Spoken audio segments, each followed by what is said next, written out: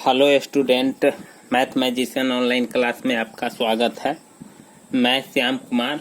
आज हम आपको बता रहे हैं कि वृत्त से कुछ संबंधित क्षेत्रफल है और किस प्रकार से प्रत्येक आकृति को हम क्षेत्रफल निकालते हैं। आप दैनिक जीवन में अक्सर देखते होइएगा कि इस प्रकार का डिजाइन, कहीं गोलाकार, कहीं त्रिभुजाकार, कहीं अर्धवृत्ताकार, तरह तरह के डिजाइन सब मिलते रहता है। तो उस डिजाइन के क्षेत्रफल को आपको निकालना आना चाहिए। तो उसी के क्रम में आज हम आपको बता रहे हैं कि अगर ऐसा आकृति सब अगर आपको मिलता है तो किस प्रकार से क्षेत्रफल निकालते हैं। तो ठीक है, देखिए सबसे पहले क्या लिखा हुआ है। सवाल है कि भुजा 4 सेंटीमीटर वाले एक वर्ग के प्रत्येक कोने से, ये जो वर्ग है ना, ये पूरा ABCD जो आप देख रहे हैं, यह पूरा वर्ग है और पूरे वर्ग में ही डिजाइन है। इस प्रकार का चीज आपको दैनिक जीवन में टेबल भी देखने को मिल सकता है। टेबल का जो ऊपरा भाग होता है वैसा, या रुमाल भी देखने को मिल सकता है, या कोई भी चौकस वस्तु देखने को मिल सकता है। तो उस चीज सब पर डिजाइन बना हुआ रहता है, जैसे जाजिम हो गया, दरी हो गया। तो इस डिजाइन सबको ही क्षेत्रफल निकालना है। तो देखिए यह ABCD जो आप देख रहे हैं एगो वर्ग है, ठीक ना। और इसके प्रत्येक कोने से, इसमें 4 गो कोना है, तो इसके प्रत्येक कोना से 1 सेंटीमीटर त्रिज्या का जो चतुर्थांश है वृत्त का, मतलब 4 भाग में से 1 भाग इसको काट लिया गया है, तथा बीच में 2 सेंटीमीटर व्यास का एक वृत्त भी काटा गया है।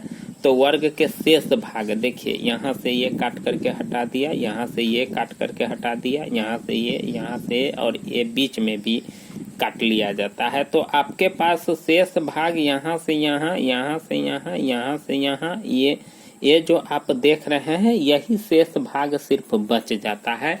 तो उसका क्षेत्रफल पूछ रहा है। तो सबसे पहले हम क्या करेंगे कि इस वर्ग का क्षेत्रफल निकाल लेंगे। देखिए वर्ग का तो प्रत्येक भुजा बराबर होता है। जब ये एक भुजा 4 सेंटीमीटर है तो सब भुजा 4 सेंटीमीटर होगा। तो सबसे पहले यहाँ हम लिखते हैं कि वर्ग की एक भुजा, ठीक ना, वर्ग की एक भुजा। अच्छा से समझिएगा स्टूडेंट, वर्ग की एक भुजा है 4 सेंटीमीटर। तो इसका हम क्षेत्रफल निकाल लेते हैं। तो क्षेत्रफल, वर्ग का क्षेत्रफल है, वर्ग का निकालना है तो वर्ग का फॉर्मूला लगेगा। यानी आयत का अलग क्षेत्रफल होता है, वर्ग का अलग होता है, घन का पृष्ठीय क्षेत्रफल अलग होता है, घनाभ का अलग होता है। तो जैसा आकृति आपको मिलता है वैसा फॉर्मूला यूज करना पड़ता है। आपको दैनिक जीवन में आकृति या तो आयताकार मिलेगा, नहीं तो वर्गाकार मिलेगा, नहीं तो घनाकार मिलेगा, नहीं तो घनाभाकार मिलेगा, बेलनाकार मिलेगा, शंक्वाकार मिलेगा, गोलाकार मिलेगा या वृत्ताकार मिलेगा। इसी प्रकार का आकृति सब आपको मिलेगा। तो प्रत्येक आकृति का क्षेत्रफल निकालने का अलग अलग फॉर्मूला होता है।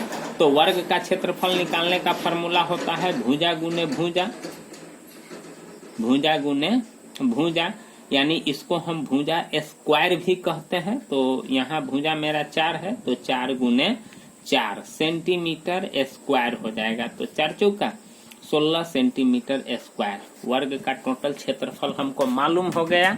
तो इसका मतलब है कि जब हम इस वर्ग का क्षेत्रफल निकाले हैं तो पूरे का क्षेत्रफल मालूम हो गया। अब हम क्या करते हैं कि ये जो आकृति सब है इसके क्षेत्रफल को और इसके क्षेत्रफल को हम घटा देंगे तो शेष भाग का क्षेत्रफल हमको मालूम हो जाएगा।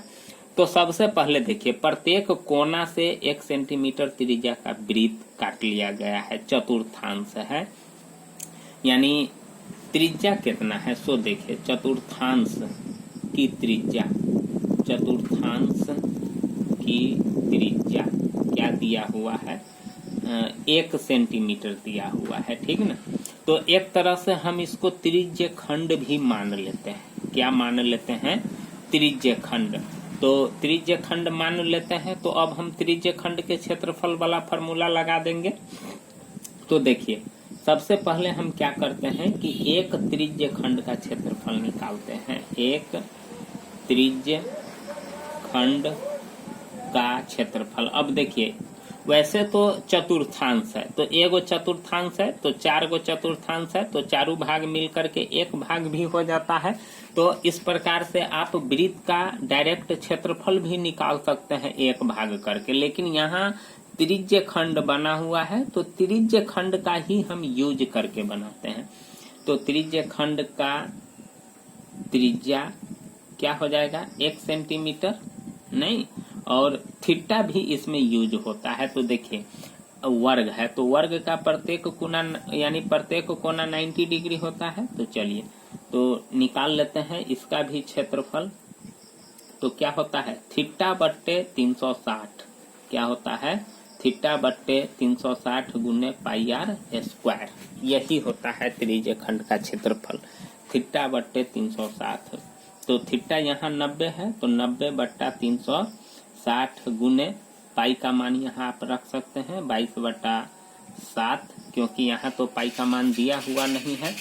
और त्रिज्या 1 गुने 1 काटिए, 4 मरतबे कट जाएगा, 9 चौक 36 और 4 से 2 दूना 4 और 2 से ये 11 मरतबे, ठीक ना। तो 11 बट्टे 7 दूना 14 सेंटीमीटर स्क्वायर एगो त्रिज्य खंड का क्षेत्रफल निकला, ठीक ना। लेकिन हमारे पास कै गो है 4 गो है, तो चारों त्रिज्य खंड का क्षेत्रफल हम यहाँ निकाल लेते हैं। चारों त्रिज्य खंड का क्षेत्रफल तो 4 से हम गुना कर देंगे, एगो का हमको मालूम हो गया 11 बटे 14 गुने 4, तो चारों का हो जाएगा तो 2 दूना 4 2 सत्ते 14, तो कितना हो गया 11 दूना 22/7 सेंटीमीटर स्क्वायर, ठीक। अब हम क्या करते हैं देखिए इस वृत्त का क्षेत्रफल निकालते हैं। तो वृत्त का व्यास दिया हुआ है, वृत्त का व्यास दिया हुआ है कितना 2 सेंटीमीटर, तो आर मालूम हो जाएगा 2/2 यानी 1 सेंटीमीटर। तो इसका भी क्षेत्रफल हम निकाल लेते हैं क्या चीज से पाई आर स्क्वायर से। तो वही चीज 22/7 गुने 1 हो जाएगा, ये तो कटने वाला है नहीं, तो कितना हो जाएगा 22/7 सेंटीमीटर स्क्वायर, इतना होगा ना। चलिए ठीक है, अब शेष भाग का क्षेत्रफल क्या करते हैं, शेष भाग का क्षेत्रफल, शेष भाग का क्षेत्रफल, ठीक ना। शेष भाग का क्षेत्रफल हम निकालते हैं। तो शेष भाग का क्षेत्रफल निकालने के लिए क्या करेंगे कि टोटल वर्ग के, देखिए सबसे पहले मैंने इसमें क्या किया कि एगो त्रिज्य खंड का क्षेत्रफल निकाल लिया 11/14, उसी में 4 से गुना कर दिए तो 22/7 सेंटीमीटर स्क्वायर आया, ठीक ना। चलिए ठीक, 22/7 सेंटीमीटर स्क्वायर आया। अब हम उसके बाद क्या किए हैं कि वृत्त का व्यास दिया हुआ था तो त्रिज्या निकाल करके इस वृत्त का क्षेत्रफल भी हम निकाल दिए। अब क्या करेंगे कि पूरे वर्ग के क्षेत्रफल में से इस सब के क्षेत्रफल को जोड़ करके क्या करते हैं घटा देते हैं। तो टोटल का क्षेत्रफल आया है 16, में से हमको घटाना है किसको, इस चारों का क्षेत्रफल आया है 22/7 और इसका भी आया है 22/7। चलिए ठीक, अब हम घटाते हैं तो क्या हो जाएगा 16 माइनस, चलिए ठीक है घटाव करते हैं। तो इसको डायरेक्ट जोड़ दीजिए क्योंकि सबका हर बराबर है, तो 22 और 22 हो जाएगा 44/7। अब इसको बटा पर के घटाव कर देंगे तो नीचे 7 हो जाएगा, 16 सत्ते 112, डायरेक्ट गुने कर देते हैं। अब घटाइए तो कितना हो जाएगा, 12 में से 4 जाएगा तो 8, 12 में से 4 जाएगा तो 8 हो जाएगा, 10 में से 4 जाएगा तो 6 हो जाएगा, 68/7 सेंटीमीटर स्क्वायर, यही आपका क्या हो जाएगा आंसर हो जाएगा। आप इसको दशमलव में भी चेंज कर सकते हैं, तो यहाँ हम आपको दशमलव में चेंज करके बताते हैं। जैसे 68 में 7 से हम क्या कर देंगे भाग कर देंगे, तो 7 5 35, 7 6 42, 7 7 49, 7 8 56, 7 9 63, 8 में से 3 गया 5 कट गया, अब नहीं भाग लगेगा, संख्या भी नहीं है, दशमलव 0 7 7 49, 10 में से 9 गया 1 कट जाएगा 0, 7 इकाई 7 यानी मोटा मोटी 9.7 सेंटीमीटर स्क्वायर लगभग में यही होगा। तो देखिए देख रहे हैं ना, इस प्रकार से हम केहनो जटिल आकृति का क्षेत्रफल निकालते हैं। सबसे पहले यानी इसमें जो यानी पूरे आकृति का क्षेत्रफल निकाल लेते हैं और फिर उसके बाद जो आकृति सब बना हुआ रहता है उस आकृति का क्षेत्रफल निकाल लेते हैं और बाद में पूरे आकृति में से जो आकृति सब रहता है उसके क्षेत्रफल को माइनस कर देते हैं तो शेष भाग का क्षेत्रफल मालूम हो जाता है। तो अगर स्टूडेंट अच्छा लगे तो प्लीज़ चैनल को ज़रूर सब्सक्राइब कीजिएगा, लाइक कीजिएगा, कमेंट कीजिएगा। थैंक यू, धन्यवाद।